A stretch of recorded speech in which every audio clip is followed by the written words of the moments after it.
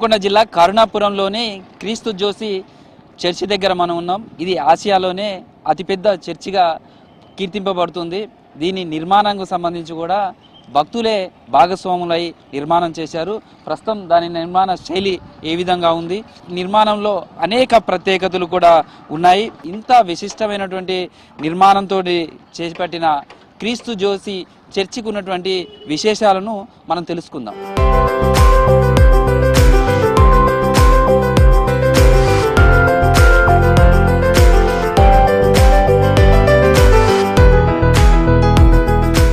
Interior చాలా అద్భుతంగా, ఆసియాలోనే అతిపెద్ద చర్చిగా ఇది క్రీస్తు జోసి చర్చి నిలుస్తుందని చెప్పచ్చు.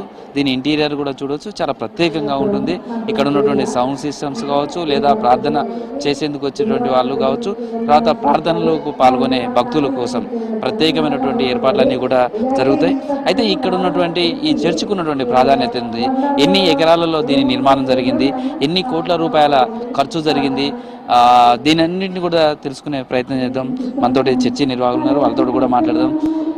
ఈ చర్చికి వస్తే మామూలుగా మిగతా చర్చిలకు దీనికి చాలా డిఫరెన్స్ కనిపిస్తుంది. ఇంటీరియర్ కావచ్చు, భక్తులు కూర్చోవడానికి కావాల్సినటువంటి ఫెసిలిటీస్ కావచ్చు, ఇవన్నీ చూస్తే అసలు దీని నిర్మాణ శైలి ఎట్లా జరిగింది, ఈ నిర్మాణం వెనుక ఎలాంటి కృషి జరిగింది అనుకుంటున్నాను. ఇది క్రీస్తు జ్యోతి మందిరం అనేది 1992వ సంవత్సరంలో ఇక్కడ పునాది వేయబడ్డది. అప్పటి నుంచి అంచెలంచెలుగా ఎదుగుతున్నటువంటి సమయంలో 2004వ సంవత్సరంలో మరి దేవుడు ఒక దర్శనాన్ని రెవరెండ్ డాక్టర్ సంగాల పాల్సన్ గారికి ఇచ్చారు. ఈ స్థలంలో ఒక గొప్ప మందిరాన్ని నేను నిర్మించబోతున్నాను అని ఆలోచన ఇచ్చారు. సో అది మనసులో పెట్టుకొని ఆ విధంగా మేము ఆశతోటి ఎదురు చూస్తున్నటువంటి తరుణంలో 2016వ సంవత్సరంలో ఆ దర్శనాన్ని ఒక రూపు తీసుకురావాలని చెప్పేసి ఎన్విజన్ ఆర్కిటెక్ట్స్ వారు మరి మిస్టర్ అనిల్ కుమార్ ఆర్కిటెక్ట్ వారి దగ్గరికి వెళ్ళి, సార్ మాకు ఇట్లా దర్శనం వచ్చింది, ఈ దర్శనాన్ని మీరు ఒక రూపాన్ని తీసుకురావాలని చెప్పాం. వారు నమ్మలేదు, ఎందుకంటే మేము సాధారణంగా కనపడ్డాము కనుక అది చాలా ఖర్చుతో కూడినటువంటిది, మీరు చేయలేరు అన్నారు. లేదు సార్, దేవుడు చేస్తాడు, మేము కాదు చేసేది అని చెప్పి వారికి చెప్పినప్పుడు వారు మేము దర్శనం ఏ రీతిగా అయితే వచ్చిందో దాన్ని బట్టి వారికి చెప్పినప్పుడు దాని ప్రకారం ఒక స్కెచ్ చేశారు. దానికి మార్పులు చేర్పులు చేసి ఇది ఒక రూపాన్ని తీసుకొని వచ్చి దాన్ని మేము 2016వ సంవత్సరం జూన్ 11వ తారీఖు నాడు ఈ మందిరానికి పునాది వేయడం జరిగింది. దీని ఆర్కిటెక్ట్ చేసినప్పుడు కానీ ఎంత టైం తీసుకుంది, అసలు ఈ టైప్ ఆఫ్ డూమ్స్ కావచ్చు, లేకపోతే ఇంతమంది పెద్ద ఎత్తున భక్తులు పాల్గొనేందుకు ప్రార్థనలు చేసుకోవడానికి అవకాశం ఉండే నిర్మాణం కావచ్చు, దాంట్లో ఎంతమంది భాగస్వామ్యం అయ్యారు, ఈ విధమైనటువంటి నిర్మాణం జరగాలని ఎలా కోరుకున్నారు? మొదట మందిరాన్ని కట్టేటప్పుడు అండి ఒక పెద్ద మందిరం కట్టాలనేటువంటి మా ఆలోచన మాత్రమే మాకు కలిగింది. కానీ తర్వాత అది కడుతున్నటువంటి సందర్భంలో రకరకాలైనటువంటి ఆలోచనలు మరి కలగడం ద్వారా అప్పుడు ఈ మంచి మందిరానికి ఒక మంచి డూమ్ ఉండాలి అనేటువంటి ఆలోచనతోటి అప్పుడు మేము ఇంటర్నెట్లో వెతకడం ప్రారంభించాం. అప్పుడు మాకు డూము మరి అమెరికాలో మరి హోస్టన్ నగరంలో మరి టెమ్కో రోల్వెల్ అనేటువంటి కంపెనీ ఈ అల్యూమినియం డూమ్స్ తయారు చేస్తుంది. సో వారిని సంప్రదించి వారి ఇక్కడికి వచ్చినప్పుడు దీనికి డూమ్ డిజైన్ చేశారు. అది దాని యొక్క ప్రత్యేకత.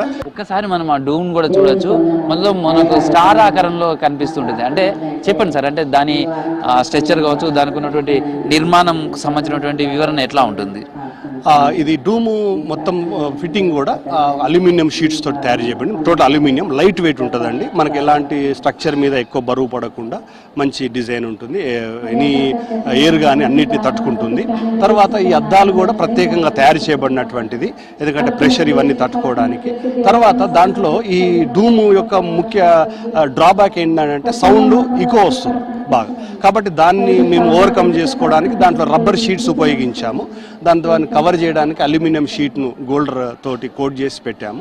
దాని ద్వారా హీట్ అనేది కూడా రాకుండా ఉంటుంది, సౌండ్ కూడా ఇకో అనేది ఉండకుండా మనకు రీసౌండ్ రాకుండా చక్కగా వినబడుతుంది. తర్వాత విండోస్ కనుక మీరు చూస్తే స్టెయిన్డ్ గ్లాసెస్ ఉంటాయి. వాటిలో ఆ స్టెయిన్డ్ గ్లాసెస్ మరి కేరళ నుంచి, అమెరికా నుంచి తెప్పించబడిన మెటీరియల్ తోటి కేరళ దాంట్లో తయారు చేసి ఇక్కడికి ప్రత్యేకంగా విండోస్ తయారు చేస్తాం. ఫ్యాన్స్ కూడా ఇవి జర్మన్ టెక్నాలజీ. ఇక్కడ చూస్తే చాలా పెద్ద డోర్స్ కనిపిస్తున్నాయి. ఒక్కొక్క మార్గం లోపలికి రావాలి అనుకుంటే దాదాపు 17 ఫీట్ల హైట్లో కనిపిస్తున్నాయి. మనకంటే మనం నిలబడితే మనకు రెండింతలు పైగానే కనిపిస్తున్నాయి.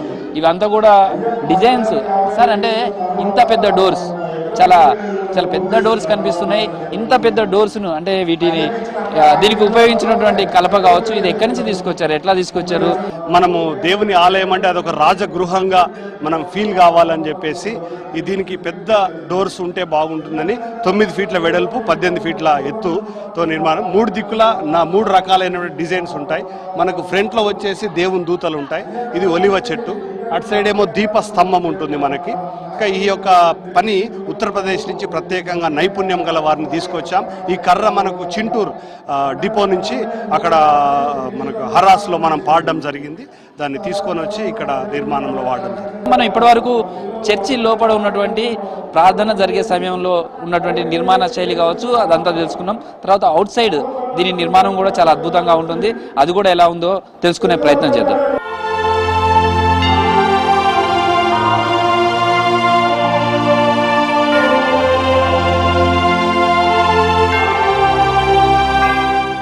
యేసుక్రీస్తుకు సంబంధించినటువంటి జననం, ఆయనకు సంబంధించినటువంటిది అన్నీ కూడా వృత్తాంతాలంతా కూడా ఇక్కడికి వచ్చిన వాళ్ళకు కనబడే విధంగా, వాళ్ళకు అర్థమయ్యే విధంగా కూడా ఇవన్నీ కూడా చేశారు. సార్, ఈ చర్చి నిర్మాణం చూస్తే చాలా చాలా గొప్పగా కనిపిస్తుంది. ఆసియాలో కూడా ఇట్లాంటి చర్చి ఎక్కడ కనిపించకపోవచ్చు. ఇంత అద్భుతమైన నిర్మాణం జరిగింది. ఇంత నిర్మాణంకు ఎలాంటి కృషి జరిగింది? మనం బయట కూడా చూస్తే ఎక్కడ చూసినా యేసు ప్రభువుకు సంబంధించినటువంటి జననం ఎట్లా జరిగింది, తర్వాత ఆయన విశేషాలు అన్నీ కూడా వృత్తాంతాలంతా కూడా కళ్ళకు కట్టినట్టు కనిపిస్తున్నాయి. ఎట్లా జరిగింది అసలు ఈ నిర్మాణం? ఒక్కొక్క చోట చూస్తే ఒక్కొక్క చోట అలానే ఆగిపోయి చూడాలన్నంతగా జరిగింది. ఎలా జరిగింది? దీనికి ఇటుకే చేయాలనుకున్నాం మేము ప్రార్థన చేశాను. బయట లక్షల రూపాయలు అన్నారు, కోట్ల రూపాయలు అంటే అన్నాను మన పిల్లలే ఉన్నారు అని నేను ప్రార్థన చేసి, ఈ పక్కకు ఇటుక బట్టీలు ఉండే, నా దగ్గర ఫొటోస్ కూడా ఉన్నాయి. మేము ప్రార్థన చేసి రాత్రి బగళ్ళు మేము ప్రార్థన చేసుకొని ఇటుక మేమే చేశాం. ఇట్లా ప్రతి ఒక్క పని ఇది జరగడం జరిగేది సార్. అంటే ఇక్కడ చూస్తే రకరకాల చెట్లు కనిపిస్తున్నాయి. ఇప్పుడు మనకి కనిపిస్తున్నటువంటి చెట్టుని ఏమంటారు? ఈ మందిరంలో చాలా వైపు చెట్లు కనిపిస్తున్నాయి, చెట్లకు సంబంధించినటువంటి ఈ చెట్టును గోల్డ్ కలర్ లో కావచ్చు, దీంట్లో నిర్మాణం కావాలి. అయితే నేను మోకరించి ప్రార్థించినప్పుడు బైబిల్లో సొలొమోను రాజు ఉంటారు, ఆయన యెరూషలేం దేవాలయం కట్టారు. ఆయన కూడా ఈ ఖర్జూర చెట్లు పెట్టాడు బాగా బంగారం వెండితో. మనం బంగారం వెండితో పెట్టలేం కనుక నేను మోకరించి ప్రార్థన చేసి అనిల్ సార్ గారితో చెప్పాను, సార్ ఇక్కడ ఒక భీమ్ వస్తుంది, ఇక్కడ ఈ భీమ్ అందరికి కనిపిస్తే బాగుంటుంది కనుక ఇక్కడ నాకు ఆ ప్రేరేపణ వస్తుంది. ఇక్కడ ఒక సిమెంట్తో చేసిన చెన్నైలో రజన్ అంటే ఆయన ఉన్నాడు, ఆయనతో పాటు నేను ఈ ఖర్జూర చెట్టు పెట్టడం జరిగింది, బైబిల్కి సంబంధించింది. తర్వాత ఇక్కడ భీమ్ వస్తుంది, ఇక్కడ నేను చూశాను, మీరు ఇక్కడ చూడవచ్చు, చాలా పెద్ద భీమ్, చాలా పెద్ద బీమ్స్ ను మళ్ళీ మీరు ఒక ఆర్ట్ గా మార్చేశారు. నేను చెప్పాను అనిల్ సార్ని పిలిచి, సార్ ఇక్కడ ఒక పెద్ద భీమ్ వచ్చింది, ఇది ఏం చేద్దామంటే ఏం చేద్దాం సార్ అన్నారు. ఇదని డిజైన్ పెడదామంటే అన్నాను, యేసు ప్రభు భూలోకంలో జీవించినప్పుడు 5 రొట్టెలు 2 చేపలు 5,000 మందికి ఆహారం పెట్టాడు. ఆ సాదృశ్యం ఇక్కడ పెట్టినట్లయితే ప్రజలకు ఇది చాలా అర్థవంతంగా అవుతుంది.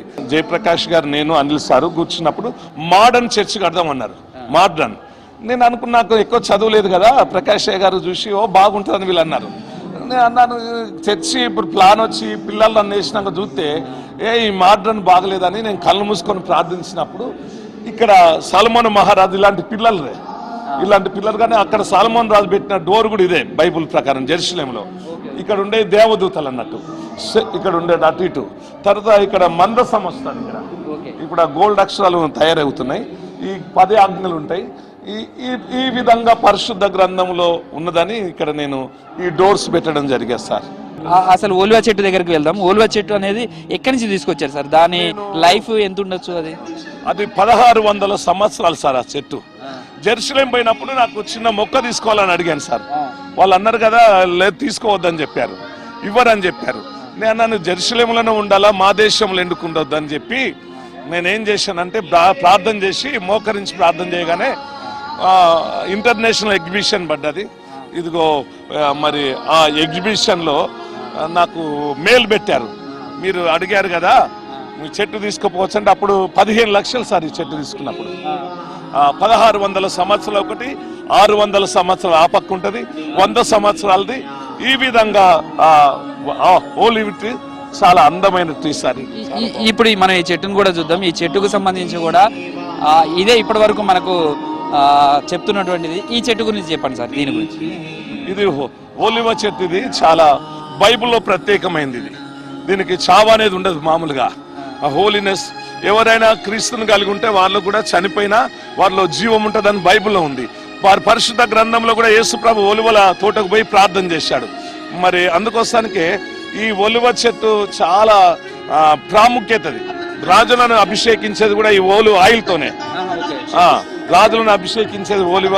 పరిశుద్ధ పరలోకంలో కూడా ఓలివ ట్రీ అనేది ఉంటుంది. అందుకోసానికి ఈ చెట్టు నేను తీసుకొచ్చి దీన్ని కంపల్సరీ నేను పెట్టాలని ప్రార్థన చేస్తే ఈ చెట్టు పెట్టారు సార్. ఇది చాలా ఒలివ మొక్కలు పిల్లలు వస్తుంది, బైబిల్ ఉన్నది అన్నట్టు. ఇది ఇంతకుముందు అక్కడ ఉండే, ఈ మందిరం ప్రారంభమైన తర్వాత ఇక్కడ తీసుకొచ్చి ఇప్పుడే నాటడం అసలు బ్రతకదన్నారు. ఇది ఎట్లా తీసుకొచ్చారు సార్? దీన్ని తీసుకురావడానికి ట్రాన్స్పోర్ట్ ఎట్లా తీసుకురాగలిగారు? దీన్ని షిప్ లో తీసుకొచ్చారు. కనీసం 3 నెలలు పట్టారు సార్. 3 నెలలు అక్కడికి వచ్చి వాళ్ళకు పర్మిషన్ తీసుకొని వాళ్ళు మాట్లాడి తీసుకొచ్చి పెట్టాం సార్. ఇది మొత్తం ఎంత నిర్మాణం జరిగింది, ఎన్ని ఎకరాలలో ఉంది? సేమ్ టైంలో దీని ఫౌండేషన్ లో కూడా వజ్రాలు బైబిల్ చెప్పిన ప్రకారం జరిగింది. ఎట్లా జరుగుతుంది సార్ నిర్మాణం? ఎట్లా మరి? నేను ఇది మొత్తం 22 ఎకరాలు సార్. ఇంకా 8 ఎకర్స్ 8 ఎకరాలు బయట ఉంది. ఈ 22 ఎకరాల్లో ఇది 11 ఎకరాలు మందిరంలో. అంటే మొత్తం ఎంత ఖర్చు అయింది దీని నిర్మాణం కోసం? ఎన్ని కోట్లు ఖర్చు పెట్టారు? ఎంత మంది పనిచేశారు? అసలు అయితే ఇది పనిచేసిందంటే 150-200 కోర్స్ అంటారు, కానీ మేము అంత పెట్టలేదు. ఎందుకంటే మా వాళ్ళే పనిచేశారు కదా. ఒక 100 వరకు మేము దీని మెటీరియల్ అంతా ఖర్చు అయింది సార్. అంటే పనికే 80 కోట్లు అన్నాడు సార్ వేరే వాళ్ళు, కానీ మేమే రాత్రి బగ్గలు గడ్డి పెట్టడం. ఇప్పుడు ఒక ఇక్కడ గడ్డికి ఎంత 20 లక్షలు అన్నారు. మా దగ్గర మా ప్రార్థనకు వచ్చే భక్తుడు ప్రార్థన చేసి బాగైండు, అయ్యగారు డాడీ నేను ఈ గడ్డి పెట్టిస్తా అన్నాడు. నేను కూడా తీసుకొచ్చి మేము రాత్రి బగ్గలు ఇదంతా 2 రోజులు ఈ గడ్డి పెట్టాను సార్. అక్కడి నుండి ఇక్కడికి మామూలుగా 14 లక్షలు, అటు 14. కనీసం గడ్డికే 13 రూపాయలకు ఫీటు 50 లక్షల దాకా అవుతుంది అన్నారు సార్. ఎంతలో అయిపోయింది? మాకు 6 లక్షలు అయిపోయింది.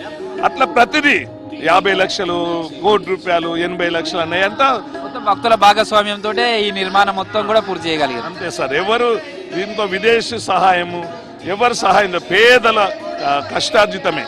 నేను పని చేస్తా అంటే వాళ్ళు చూసి నాతో పని చేయడం, అరే మీది మా కొరకే కదా, నాకు తోచింది నేను కానుకియాలి అని వాళ్ళు ఇచ్చినే సార్. ఇదంతా ఇది ప్రస్తుతం కరుణాపురంకు సంబంధించిన క్రీస్తు చర్చికి సంబంధించినటువంటి నిర్మాణ శైలి మీద ఉన్నటువంటి సమాచారం. వీడియో జర్నలిస్ట్ దశరథ్తో కృష్ణమోహన్, V6 న్యూస్, కరుణాపురం.